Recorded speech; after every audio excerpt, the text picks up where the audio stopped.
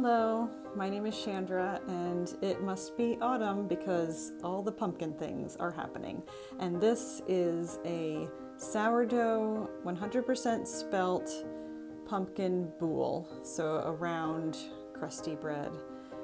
I'm starting with 1,000 grams of white spelt flour. I often add some ground whole grain flours into my bread recipes, but I wanted the pumpkin color to really shine through. So I went with white spelt, and then also 22 grams of salt. I'm going to mix this together, make a well in the center, and to that I will add my 2 cups of pumpkin.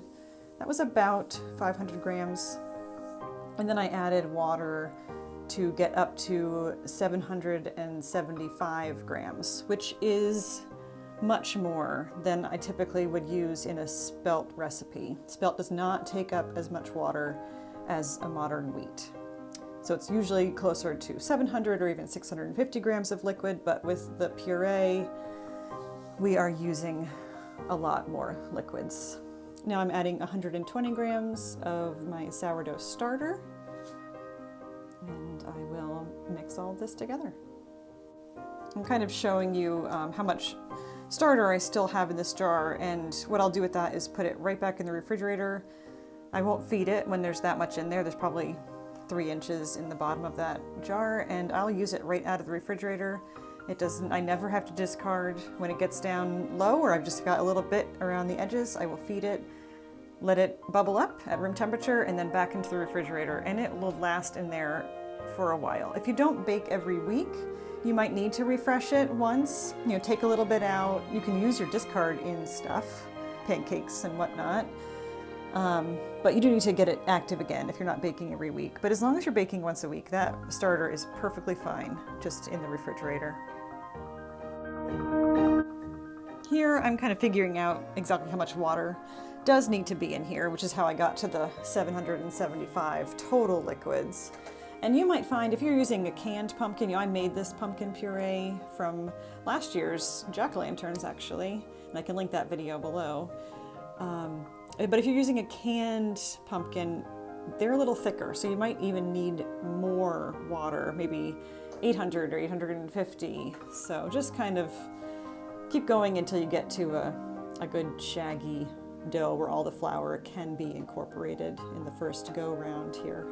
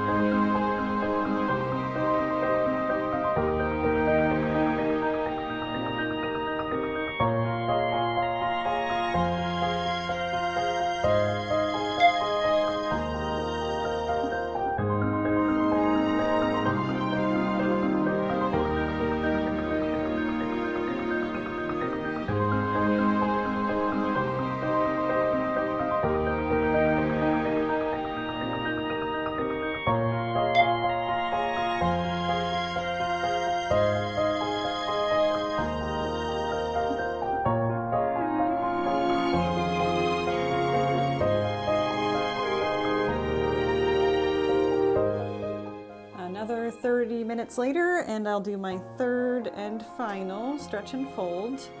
This is evening. It's kind of late. I would leave this out to bulk ferment for a good 4 or 5 hours, but I don't have the time, and I can't leave it out overnight. That would be too long. So I'm going to put it in the refrigerator overnight, and I will bake in the morning. I probably won't bake both in the morning because it's really going to be too soon.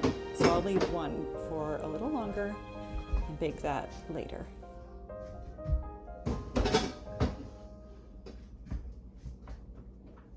Okay, time to shape and get these breads into their baskets. I use one bowl and one banneton. I should just get more, but I have one.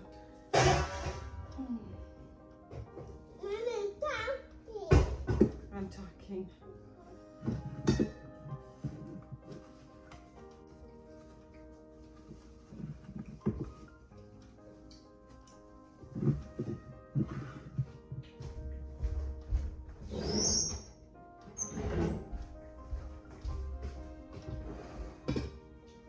So this has rested overnight in the refrigerator. Yes. And I took it out almost 3 hours ago to come to room temperature. It'll be a little easier to handle. You're going to dust these with rice flour, which releases dough very well. See that?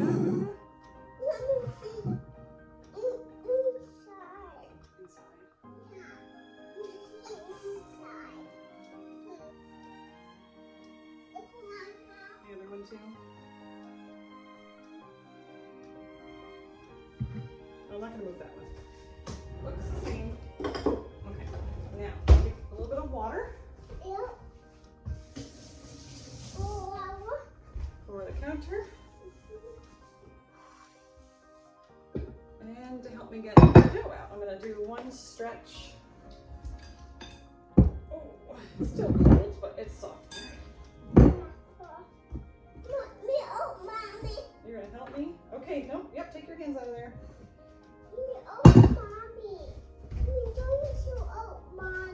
Well, you really can help me a little bit. Yeah. This is 2 loaves. Wait, oh, keep your hands out for now. Yeah. Milk, mommy, now. Milk, mommy, make this one. Here, this is the one that's closer to you. Just, that's good. Yep, that's good. We're just going to shape these. This one. This one, mommy. No. Well, there's really not much you can do right now. No, mommy. You're helping me. Yes, there you go. All right, now we're going to let this rest. And do the same thing over here. You can see a little bit of pumpkin pieces. Oh, mommy. Yep, you're helping me. It's cold, huh? Yeah. Easy. And there's a little, you probably can't see it, but there's a little bit of bubble there. There's some nice action of the starter. These are beautiful. Yeah. Okay, these are going to get covered for half an hour. They can rest, and then we'll do another shape, and just a little shape like this, and then they will go into the baskets. One of them I will bake soon because we need it for lunch, and the other one I'll put in the refrigerator and let it ferment a little longer and bake it later. Okay, cover. That's it for now.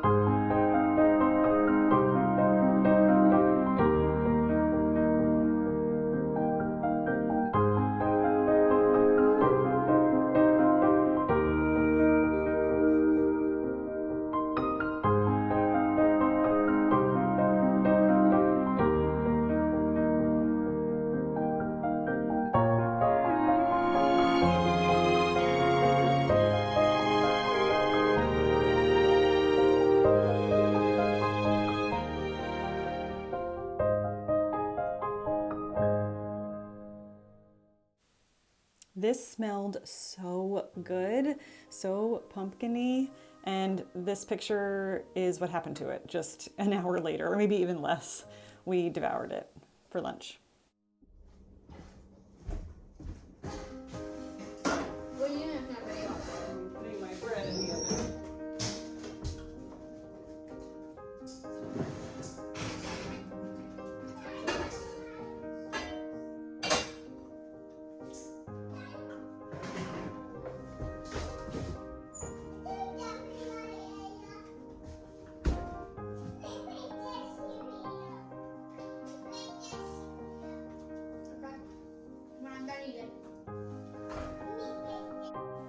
This is now the next day, and this is first thing in the morning. The second bread has been resting in the refrigerator all this time, and I'm now going to bake it. I bake these I preheat the oven to 500 degrees with the Dutch oven in, and once I put the Dutch oven back in the oven, I turn it immediately down to 450 degrees. I bake for 45 minutes, and that usually is perfect timing. You will see when I cut into this that it is much more bubbly inside than the first bread because it got a little bit of a better rise. The first bread just wasn't fermented enough for the sourdough to have good bubbly action in it as this one was, but they both tasted good.